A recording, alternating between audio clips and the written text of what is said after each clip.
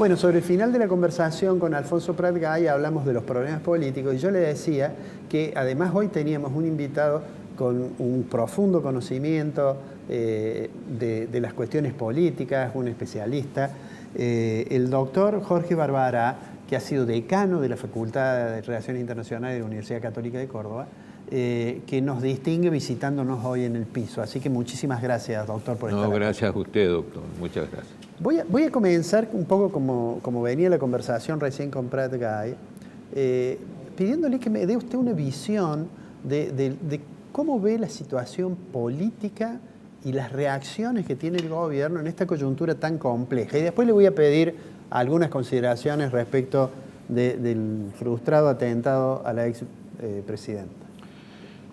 Alfredo, yo creo que estamos viviendo una situación realmente crítica y grave. A ver, no podemos decir que estamos al borde de una guerra civil, pero sí se ha profundizado en grande la grieta.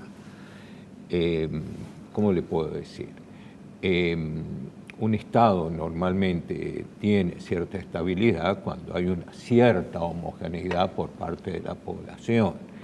Y hay ciertamente una serie de miradas, de pluralidades, pero cuando comienza a haber un quiebre en términos de miradas existenciales absolutamente distintas, entonces es difícil poder realizar una compatibilización del tejido social. Antes bien, ya estamos tratando en términos de amigo-enemigo. Independientemente de Carl Schmitt, se va produciendo de manera fáctica, y esto lo estamos viendo, se va profundizando, por lo que fuere. ¿Quién tiene más la culpa, quién tiene menos la culpa? No interesa. Lo que interesa es lo que está ocurriendo ahora. Así las cosas se profundiza aún más porque la palabra odio está al alcance de la mano, de un lado y de otro. Y además con carencia de percepción de lo que puede llegar a ser esto. Y le digo que no una guerra civil porque no hay grupos armados hasta este momento, ¿cierto? Hasta este momento. Esperemos que no los haya. Exactamente, exactamente. Lo que sí le digo que el tema de la amistad social recorre, digamos, la humanidad. Platón, en el político, refiere un mito, el mito de la época del dios Cronos, en lo cual va de lo múltiple a lo uno, vale decir, a la multiplicidad de situaciones que se da en una población, cómo se va encaminando hacia la unidad, esa es la idea. Y Platón lo dice que eso es un fenómeno, vale decir, la interpretación de carácter cósmico y antropológico, vale decir, eso fue en la época de Cronos, pero ahora vivimos en la época de Zeus, y Zeus es exactamente al revés, va de lo uno a lo múltiple, y de la misma manera que en aquel fenómeno de Cronos la unidad se logra a través de la amistad, en este caso, dice Platón, de lo uno a lo múltiple, está guiado por el odio, dice, literalmente por el odio. Y que los seres humanos, que tienen ese origen doble, por un lado y por el otro, se va profundizando de tal manera que Dios se apiadó y dio a los seres humanos el fuego, esto es la energía, le dio también la simiente, vale decir, para que pudieran alimentarse, y le dio las técnicas. Y de las técnicas le dio la técnica regia, vale decir, que el rey debía tener conocimientos profundos y superadores para realizar de alguna manera la recomposición de la multiplicidad guiada por el odio. Eso es lo que dice Platón. Vale decir que ese fenómeno de carácter cósmico y antropológico usted lo ve a lo largo de la humanidad en términos de odio, y no termina bien la cosa.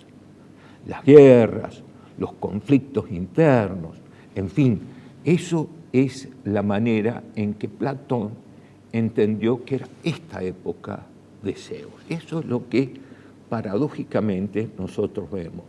Manejarse con ligereza acerca del odio, por ejemplo, con esta ley que están tratando de incorporar, independientemente que se sancione o no se sancione, y no advertir el artículo 14 de la Constitución Nacional respecto de la libertad de expresión, es prácticamente, en términos del Estado constitucional de derecho, casi un suicidio del Estado constitucional de derecho. De manera que, si usted me dice cómo ve el problema, lo veo serio, serio. Es más, lo que correspondería, si usted me pregunta cuál sería el paso, a ver, me va a perdonar con que yo exprese mi solución. No, si mi pregunta iba a ir a cómo salíamos de ese mundo más caracterizado por los momentos de Zeus que por los momentos de Cronos. Por la unidad, vale decir, eso se necesita generosidad. Pero ¿cómo se hace eso? De un lado y otro. Usted dice, puede tener un sueño, como decía, ¿cómo se llama? King, que lo asesinaron. I have a dream. Que Cristina y Macri se reunieran, pero eso pareciera ser absolutamente imposible. Pero sí, ¿por qué no pensar que pueda haber un mediador? Pienso en el mediador, y eso adjudíquemelo a mí, que puede ser un error grande, o digamos, un sueño, no una pesadilla, que podría ser el Papa. ¿Por qué? Porque acuérdese que Argentina estuvo al borde de un conflicto inminente, y fue el Papa, a través de Zamoré y a través del cardenal Primatesta, que fue el que operó, el que de alguna manera superó una guerra brutal entre hermanos. Pero era otro Papa, ¿eh? Este se supone aún más, porque conoce el paño y conoce bien la Argentina, y si no es él, un enviado de él, pero es una idea que se me ocurre. Lo veo al problema serio, y cuando digo serio, el temor que uno tiene es la única salida de una conflictividad y del odio, es la violencia, aunque no haya ejércitos de uno y de otro. Yo sí lo veo de manera complicada. Lo veo serio al tema.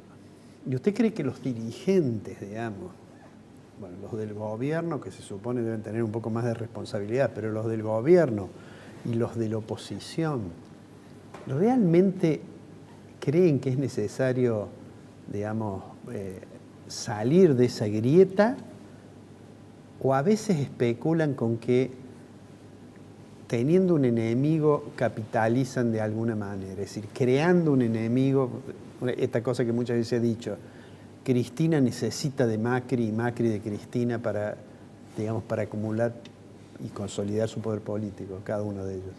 La pregunta que usted dice es más una reflexión, y en la reflexión yo creo que está en lo cierto. Vale decir, yo creo que, por eso le digo, en lugar de superar la grieta, se está profundizando de manera peligrosa para tener mejores chances el año que viene en las elecciones. De manera que el problema amigo-enemigo, que originariamente Carl Schmitt, en el concepto de lo político, lo piensa en términos internacionales y de guerra internacional, esto puede complicarse internamente. Además, la convivencia supone, le vuelvo a decir, un cierto margen de homogeneidad, un cierto margen.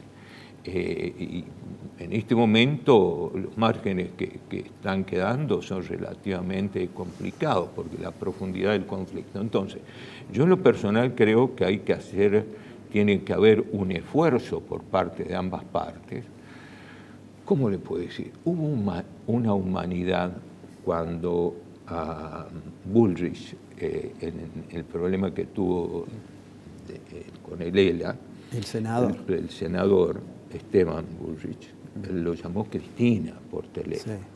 ¿Por qué no? No estamos en presencia de situaciones diabólicas, como es la que ocurre, lo que piensa Platón. Es diabólico el odio. De manera que todo lo que se supone la profundidad del odio supone exactamente lo contrario al amor, y no en sentido superficial, sino en sentido de convivencia de una sociedad que además, en términos generales, son una mayoría, mientras que ejercen y pretenden ejercer el poder, en definitiva, son una minoría, y no han dado prueba de ser lo suficientemente y tener la suficiente estatura de carácter ético, intelectual y talentoso como exige el Estado constitucional de derecho.